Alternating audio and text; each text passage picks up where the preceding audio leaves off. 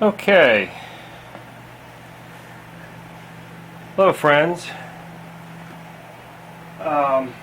Today we're going to talk about the PTR 32. The PTR 32 we're looking at here was purchased approximately, I think it was about 3 years ago. And this is actually the second one I had. First one had to go back for a broken trunnion, a cracked trunnion actually. And luckily it failed under warranty and PTR replaced the rifle for me. I think that happened about after 300 rounds. This rifle, I've had this rifle for over 2 years now, and it's been pretty much flawless. I put the ZF-24 German scope on it, 1x4. Got that from Cheaper Than Dirt, and I forget what I paid. It was under 300 at the time, maybe even less than that. I also did some modifications to the stock. We replaced, we put a steel lower and a wooden hand grip, wood buttstock, and a cheek riser. These are picky rifles as far as AK mags. They like the Bulgarian slab-sided mag. Right now I have a Tapco, but the Tapco I have in there is modified. Come on.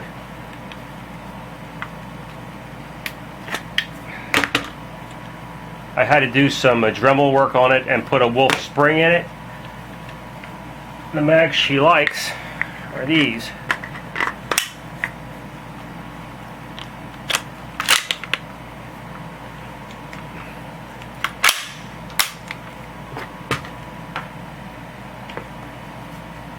But actually I haven't had it out since I modified this mag.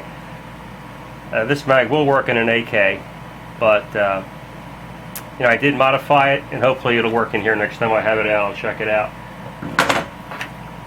I have numerous G3 style rifles. I own an HK91, HK93, 3 PTR rifles, and a Setme. Some of which I'll review later. Right now I'm pretty much going to talk about the PTR 32. Accuracy. This is one of the most accurate rifles I own. I get, using Silver Bear, relatively cheap ammo, I'm getting consistent 1.5 inch, 2 inch groups at 100 yards. Very soft recoil. Very soft. One of the softest recoiling rifles you ever want to fire. This rifle. What else?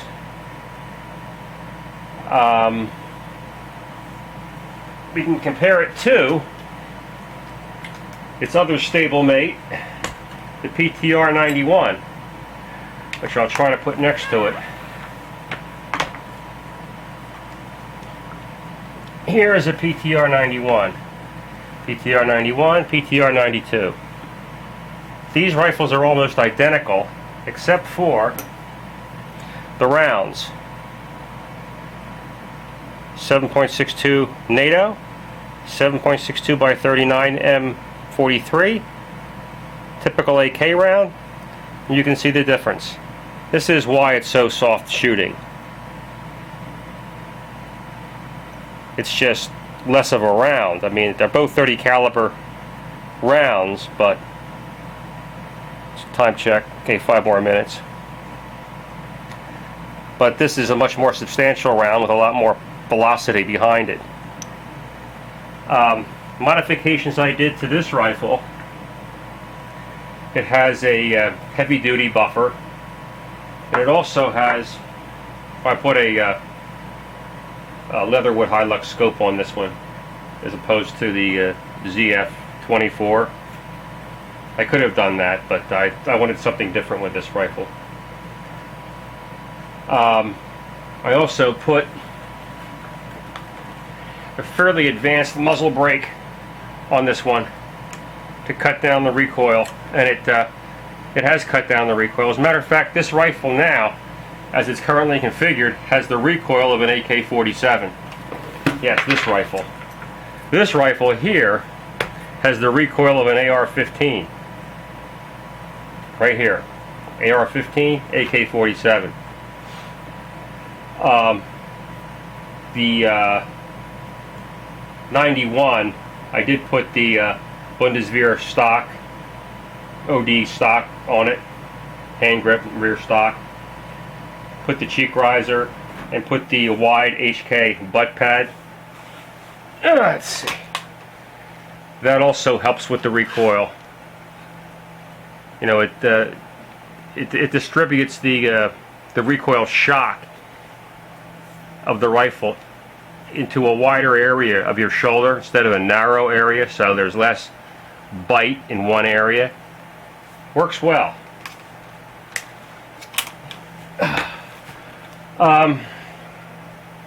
Both these rifles are G3 style rifles. G3 style rifles actually came out of a rifle called the STG-45, which was developed at the end of the Second World War in Germany. And it was going to replace the MP-44. A book which goes all through this is called, it's a collector grade book by R. Blake Stevens, Full Circle. And it starts off at the very beginning of the roller lock design. Karl Mayer, German engineer who designed the roller lock system. Then there's Ludwig Vollgrimler, who actually helped design the STG-45 itself, which is this rifle right here. And this is the forerunner of the SETME and the HK91, which are, these rifles are developments of both G3 style rifles, roller lock rifles, very dependable. The only other rifle that's more dependable than these rifles, for me, is the AK-47. Otherwise, if the AK-47 wasn't around, this would be the most dependable rifle in the world for me, that I know of. They rarely fail. Matter of fact, these two rifles have never failed me. Then again, I don't run them through sand and mud. I'm very particular about my weapons. But from all I've read, that they're fairly simple designs and very robust. There's a lot of talk about which rifle's better, this or the FAL, the FAL.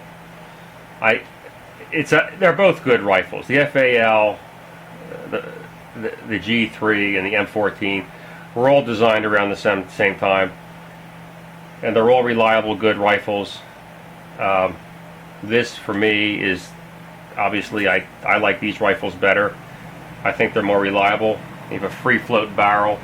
The M14 is a throwback to the M1. It's just an improved. I see the M14 as nothing more than an M1 rifle with a removable 20-round box magazine. The FAL is actually a little closer to what this rifle is and looks like. They're both designed kind of around the same time, but I'll have a different review at a different time about FALs and go into them. Don't want to get into that too heavily right now. Just about running out of time, and both these rifles are very accurate. This one, it was about, I think, time 8:49. This rifle I bought back in 2008 during the Obama scare, and I did pay too much for it. I think I paid around $12. You can get them today for $900. that's about it for this review. We'll have more reviews in the future of different stuff in my collection. Thanks for tuning in. Talk to you soon. Adios.